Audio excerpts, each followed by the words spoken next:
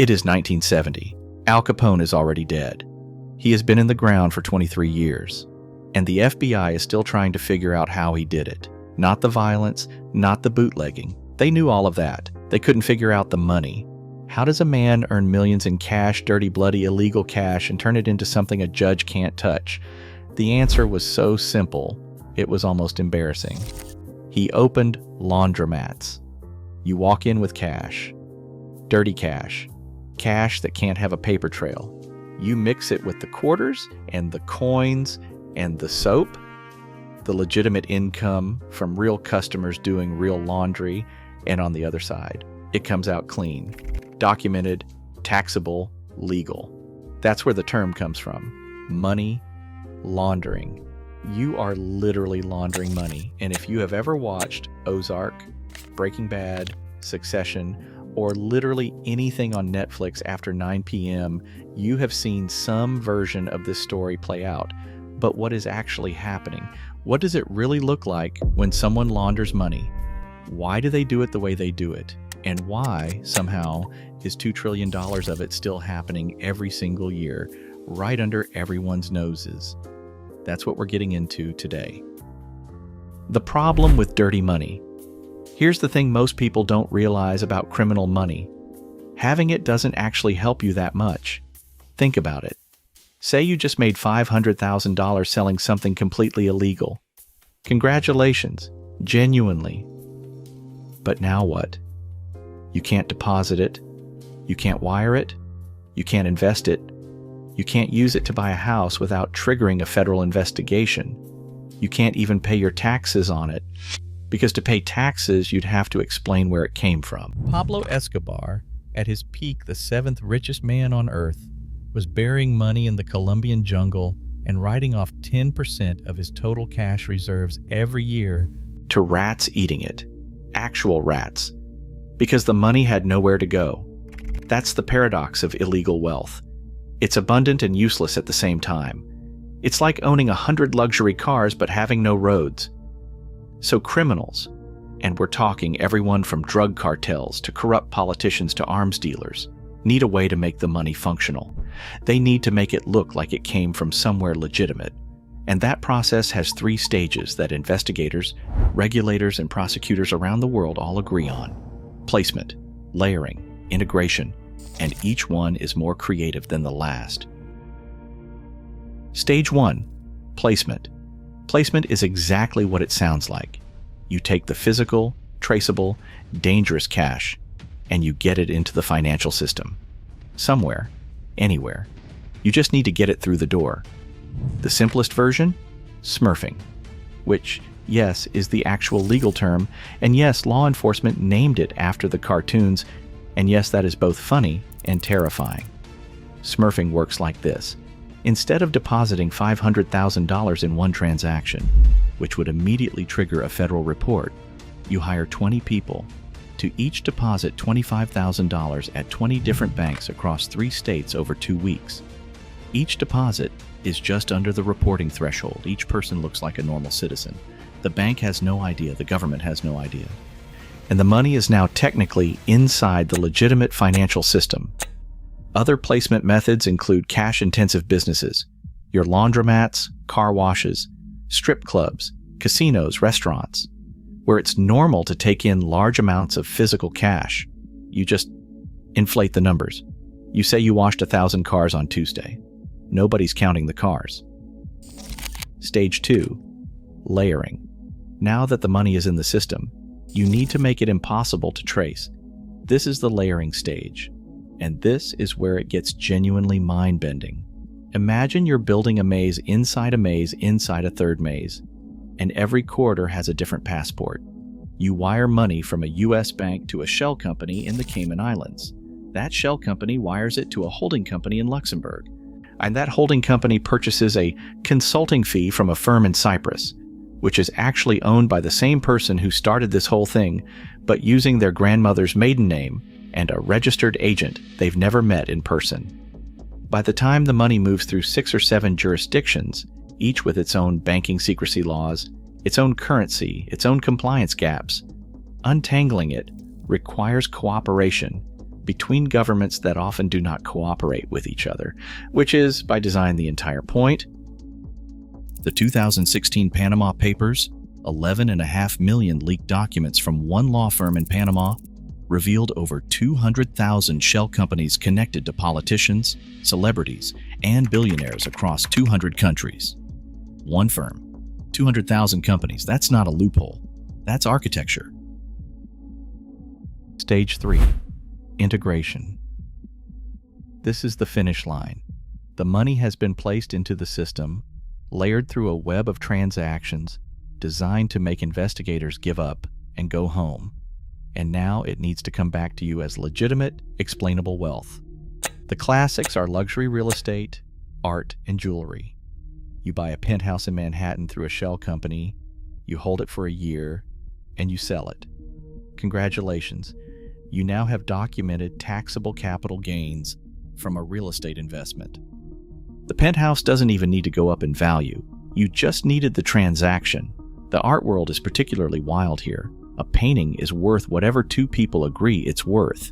It can cross international borders with minimal customs scrutiny. There's no standardized ownership registry.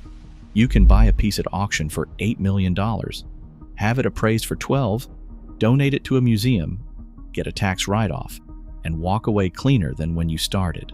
Leonardo DiCaprio, actually a victim in this case, not a participant, once returned an Oscar gifted to him by a Malaysian financier who had laundered over $4 billion through Hollywood film productions, including The Wolf of Wall Street, a movie about financial crime, paid for with laundered money about financial crime.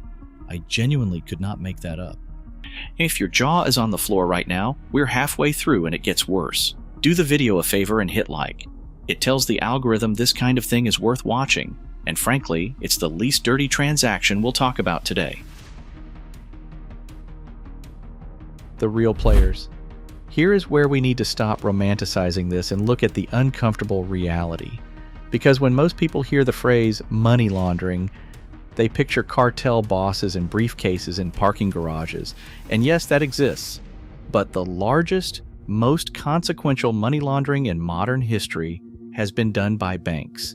In 2012, HSBC, one of the largest financial institutions on the planet, paid a fine of $1.9 billion after it was proven that they had laundered somewhere between $800 million and $1 billion for the Sinaloa cartel.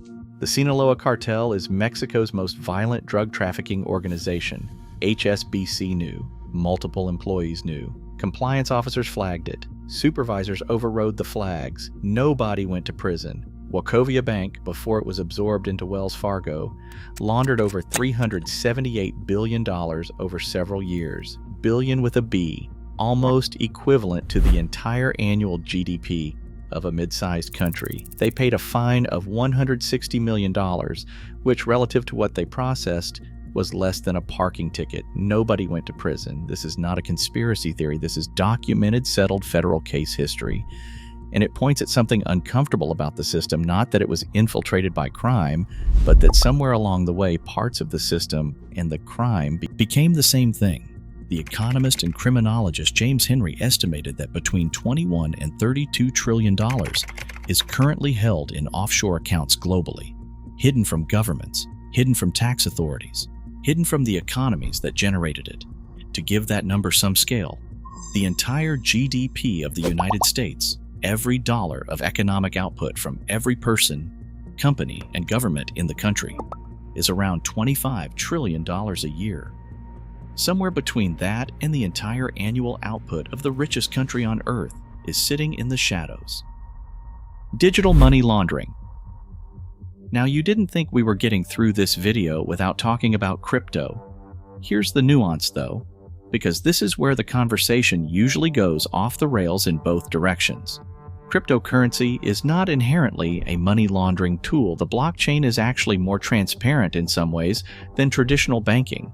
Every transaction is publicly recorded, permanently. The problem is that the identity behind the wallet address often isn't. So what you get are tools like mixers, also called tumblers, which take your identifiable Bitcoin, break it into hundreds of tiny fragments, mix those fragments with fragments from thousands of other wallets, and reassemble the money on the other end.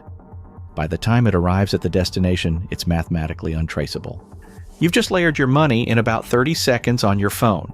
Chainalysis, one of the main blockchain analytics firms, estimated that in 2023 alone, roughly $24 billion in cryptocurrency was sent to illicit addresses, down from $39 billion the year before, partly because of better detection, partly because of market crashes, and partly because criminals, like everyone else, adapt. NFTs had a moment here too. And look, this one is legitimately almost funny. You create a digital artwork. You sell it to yourself using two wallets, one to buy, one to sell, at an inflated price. You've just documented a sale of $1 million for an image of a cartoon monkey. You have a receipt. You have a transaction. You have provenance. A 2022 Treasury Department report specifically flagged the NFT market as susceptible to money laundering due to lack of regulation.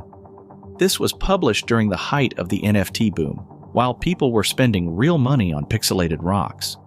The timing was something. The evolution here is worth noting, though.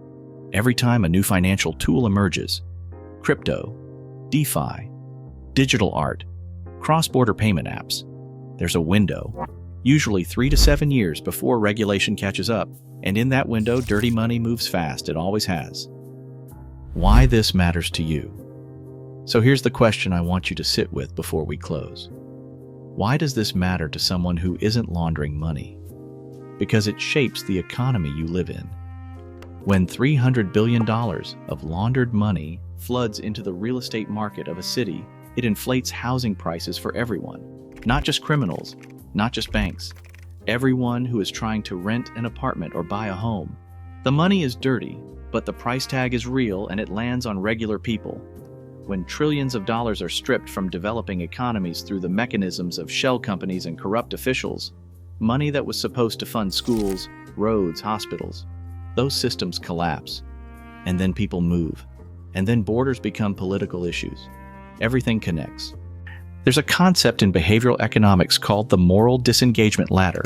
It's the psychological process by which people, ordinary non-criminal people, participate in systems they know are wrong by separating themselves just far enough from the outcome that they don't feel responsible. The bank teller who processes the transaction, the lawyer who sets up the company, the politician who blocks the regulation, the fund manager who takes the fee. Nobody thinks they're the bad guy. And in some narrow technical sense, many of them aren't. But the machine still runs. Understanding money laundering isn't just understanding crime. It's understanding the gap between where money comes from and where the rules say it has to go, and who benefits when those two things don't match up. And that gap, and that space between the legal and the real, is where a lot of the most important things about wealth, power, and modern economies actually live. And that's where we'll keep going. Al Capone went to prison in the end. Not for violence, not for murder, not for running the largest criminal enterprise in American history. He went to prison for tax evasion. For 11 years of undeclared income, the government couldn't touch the crime, but they could follow the money. They always follow the money. If you made it this far, genuinely thank you. Most people would have dipped at the Panama Papers, but you're here, which means you actually want to understand how this world works. Hit subscribe. We break down the stuff they glossed over in school every single week. And drop a comment. What topic should we take apart next? Because I have a list and it's long,